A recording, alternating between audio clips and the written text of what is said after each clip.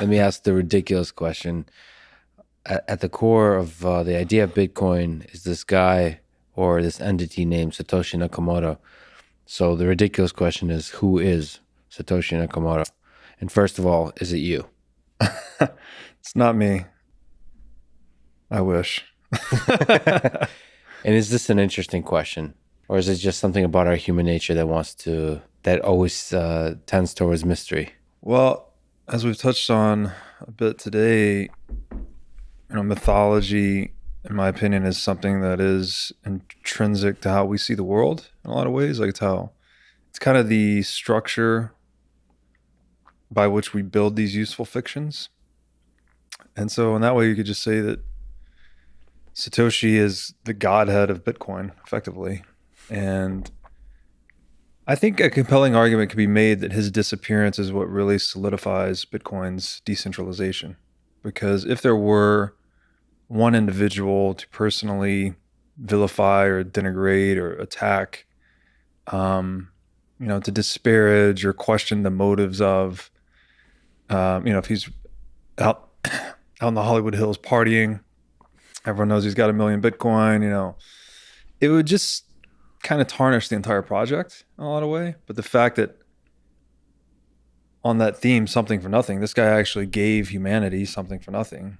And it appears that he didn't profit in any way. He, she, or they. I actually heard recently that he identified as a he in some of his communications. So it sounds like it is a he.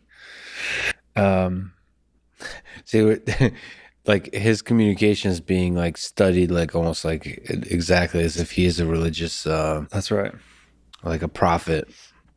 Yep. Yeah. I mean, it's fascinating to imagine that he's still alive and living in this world. Mm-hmm. And it's even more fascinating to imagine that he's perhaps participating in the Bitcoin community. Because, I mean, that takes a special human being to, out of principle, do that. To remain anonymous.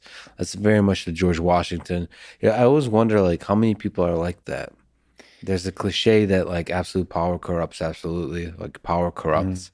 But it seems like the progress of humanity depends on the people whom power doesn't corrupt. Interesting. And it's enough to have just a small selection of those. Yeah. And even if most of us are too weak, we give in to power if given the chance. All it takes is a few. I've never thought of it like that, but Marcus Aurelius immediately came to mind. Yeah. The guy that he had the keys to the kingdom, and he apparently adhered to the Stoic virtues until the end.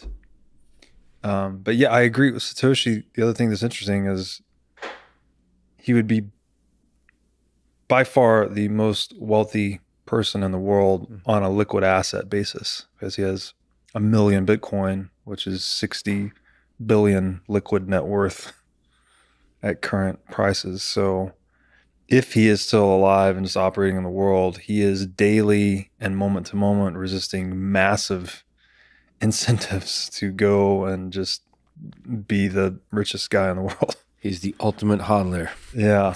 Yeah. Yeah. I mean, it's turning down not just financial success, but also fame. Mm-hmm. I mean, fame is another drug. It's a kind of power, but it's in itself is also a drug, especially in this modern society, in this attention. And he would have both. He would have both. Yeah. It's fun to imagine who it could be. It's fascinating if it's somebody like you or somebody like Elon or somebody like that. That's fascinating to think about. Yeah, I think Elon would be hilarious if he came out and he was Satoshi and be like, hey guys, I know I'm already the richest guy in the world, but I got to go ahead and double my lead here.